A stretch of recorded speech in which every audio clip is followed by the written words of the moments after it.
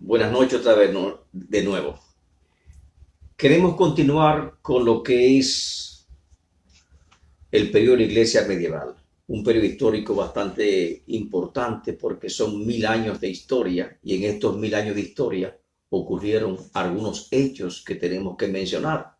Y en el video anterior estuvimos hablando de la separación de la Iglesia latina y formándose lo que es la iglesia ortodoxa griega, que es como se llama actualmente. Y para concluir esa última enseñanza, debemos puntualizar que esta separación tuvo principalmente dos causas, una causa política y una causa religiosa. La causa política podemos remontarnos al establecimiento del Sacro Imperio Romano Germánico, que se fundado en el 742, y que por lo tanto, si había un imperio, ese imperio reclamaba tener una iglesia que representase a ese imperio, y la iglesia que representaba al imperio era la iglesia latina, hoy conocida como la iglesia católica romana. La otra parte, que es la parte religiosa, son las continuas reclamaciones de Roma de ser la iglesia dominante y de sus papas de ser los obispos universales. Por lo tanto, la iglesia ortodoxa griega no reconocía a Roma como obispo universal. Esto ocasionó con el 1054 el mensajero del Papa pusiese un sobre en la iglesia de Santa Sofía en Constantinopla, conteniendo un decreto de excomunión del patriarca de Constantinopla. Así que Roma simplemente tiró un decreto excomulgando al patriarca de Constantinopla. Y como reacción, el patriarca de Constantinopla también emitió otro decreto excomulgando al Papa de Roma. Y esto ocurrió en el año 1054. Y de esa forma se cierra definitivamente lo que es la separación de la iglesia latina o la iglesia católica romana y lo que es la iglesia ortodoxa griega, que siguieron caminos e historias separadas a partir de ese gran evento. Luego siguen lo que son las cruzadas. Y las cruzadas es una parte oscura de lo que es este periodo de la iglesia medieval. Y nos preguntamos, ¿qué son las cruzadas? Para entender qué fueron las cruzadas, primero necesitamos comprender las causas que motivaron las cruzadas. Y entre esas causas también son causas religiosas y causas políticas. La causa religiosa, simplemente el anhelo de libertad, de libertar a la Tierra Santa del dominio musulmán. Ya vimos el surgimiento del poder musulmán y cómo el poder musulmán fue tomando el control político, el dominio de todos los territorios que antes Roma había ocupado, solamente quedándose Constantinopla. Por lo tanto, ahora el anhelo era libertar a las tierras, a la Tierra Santa o a la Tierra Prometida. Y la causa política real que estaba detrás de esa causa religiosa, ¿cuál era? La lucha por la hegemonía y el control de la religión en todo el Mediterráneo, de la región de todo el Mediterráneo. Era una causa lógicamente política. Tanto el Papa quería controlar toda la región del Mediterráneo, pero al mismo tiempo el Sacro Imperio Romano también quería controlar la región del Mediterráneo. La mayoría de los historiadores entienden que las cruzadas, como grandes expediciones militares que comenzaron a finales del siglo XI y continuaron durante casi 300 años, emprendidas en cumplimiento de un solemne voto para libertar a los lugares santos del dominio de los infieles o del dominio musulmán. Y así comenzaron las cruzadas. Causas religiosas, y también vimos que hubieron también poderosas causas políticas que motivaron a las cruzadas. Entre las causas religiosas podemos avanzar un poquito más. Para las causas religiosas fueron mucho más complejas, pues las cruzadas en realidad fueron impulsadas por los papas y llevadas a cabo por toda Europa occidental con el objetivo de reemplazar el control del pontífice de Roma sobre Tierra Santa. El origen de la palabra, las cruzadas, se remonta a la cruz hecha de tela y usada como insignia en la ropa exterior de los soldados que iban a combatir. A estos soldados se llamaron cruzados, o sea, que habían pronunciado un voto solemne de libertar a Tierra Santa, y así como la cruz estaba en el centro, ellos se llamaron los cruzados. A los cruzados le daban muchos derechos, muchos privilegios para que pudiesen participar en estas guerras santas. Se le concedió grandes indulgencias, grandes privilegios, como también una jurisdicción privilegiada, inviolabilidad de la persona, se les concedió tierra, se les concedió dinero, a fin de que ellos pudiesen luchar en estas guerras santas.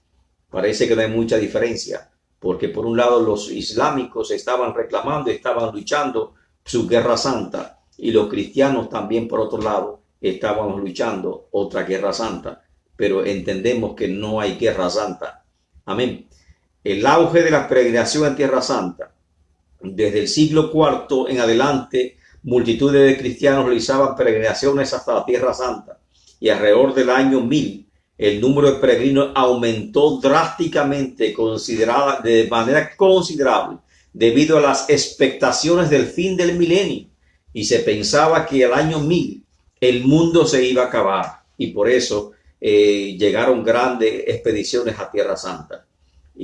Pero estas peregrinaciones constantemente estaban en amenaza con los musulmanes. Al principio los gobernantes musulmanes no se oponían a las peregrinaciones, sin embargo, más tarde los peregrinos sufrían robos y sufrían incluso hasta la muerte. Se levantó, por lo tanto, el deseo de libertar a la Tierra Santa del dominio musulmán, que tenía causas religiosas y causas políticas, como ya lo hemos explicado. Ahora, ¿por qué fracasaron las cruzadas? Las cruzadas en ningún momento llegaron a libertar a Tierra Santa. Algunas estuvieron cerca y tal vez por breve tiempo tuvieron control sobre Tierra Santa, pero sin embargo no fue posible, no tuvieron éxito las cruzadas. Entre las causas del fracaso de las cruzadas se pueden mencionar 4 principalmente. Primero, los reyes y los príncipes que conducían las cruzadas estaban divididos y en constantes discordias. Segundo, los pueblos musulmanes eran una raza más intrépida de guerreros, unidos bajo el dominio de un califa o un sultán. Tercero, la conquista de Tierra Santa era una intromisión, no una liberación. Los palestinos estaban prácticamente esclavizados por los cruzados, obligados a construir sus fortalezas, sus castillos y sus palacios. Los cruzados eran vistos como extranjeros que iban a entrometerse en la tierra de ellos, y por lo tanto no fueron recibidos con agrado, ni lo vieron con esta forma. Los cruzados nunca tuvieron un estadista entre sus jefes. Lo que buscaba era el resultado inmediato, no tenían una visión a largo plazo. O se hacía una expedición, se convocaba una cruzada, pero lamentablemente esa cruzada tenía como objetivo conquistar la tierra en poco tiempo. No había un plan, no había un programa de seguimiento que tal vez iban a conquistar a Tierra Santa en tanto tiempo o algo por el estilo que pudiesen planificar. Buscaban resultados inmediatos y lamentablemente no hubo un estadista que pudiese trazar una estrategia con más tiempo y conquistar la Tierra Santa. A pesar del fracaso de la cruzada, no podemos ser negativos, y las cruzadas tuvieron buenos resultados para toda Europa y también para todo el mundo. ¿Cuáles fueron esos buenos resultados? Después de la cruzada, el gobierno turco protegía a los peregrinos cristianos y la persecución cesó. Ese es un aspecto positivo. La religión prosperó más y la ciudad de Belén, de Nazaret y Jerusalén aumentaron en población y riqueza debido al creciente número de peregrinos que llegaban a ellos. Después de la cruzada, la agresión musulmana en Europa se reprimió, y en el 1492 Fernando e Isabel los españoles subyugaron el reino moro y expulsaron a los musulmanes del país. En el 1683, en la frontera de Europa, Polonia y Australia hicieron retroceder de manera la marea invasiva de los turcos. O sea, que hubo buenos resultados. Después de las cruzadas, entre las naciones surgió un respeto y se concentraron en alianzas. Las cruzadas contribuyeron grandemente al desarrollo de toda Europa. Las cruzadas dieron gran impulso al comercio debido a las necesidades crecientes de mercancía de toda clase, de armas, provisiones, de naves. Los cruzados se llevaron al oriente las mercancías de Europa occidental, despertando el comercio. Ella hizo posible el surgimiento de una clase media entre los señores y los vasallos. Increíblemente, y es así, que las guerras muchas veces generan riquezas, generan cambio, y aunque nosotros no queremos admitirlo, las cruzadas despertaron y desarrollaron el comercio en toda Europa y en todo el mundo, y hizo posible el desarrollo de grandes inventos. Las cruzadas aumentaron grandemente el poder y la riqueza de la Iglesia de Roma. Óigase, todas fueron proclamadas por el Papa reinante y se les exigía a los príncipes y gobernantes que eran convocados que ofrecieran sus tierras en garantía de las provisiones que la Iglesia daba a los cruzados. O sea que la Iglesia seguía enriqueciéndose. Era un negocio prácticamente redondo que tenía la Iglesia católica cada vez que convocaba a las cruzadas. Aspectos positivos religiosamente. En conclusión, demostraron la unidad religiosa de Occidente y el poder de la Iglesia. Socialmente, las cruzadas debilitaron a los señores feudales. Muchos perdieron la vida o quedaron en el oriente. Otros se empobrecieron por la venta de sus tierras. Además, la prolongada ausencia y le impidió vigilar sus derechos. Los reyes incautaron los feudos vacantes y redujeron tenazmente los privilegios de los señores feudales, y por eso se levantó un comercio y se levantó la clase media. Económicamente, el comercio, sobre todo el comercio marítimo, adquirió mayor impulso. Los puertos de Génova, Venecia, Amalfi, Marsella, Barcelona fueron los más favorecidos gracias a las cruzadas.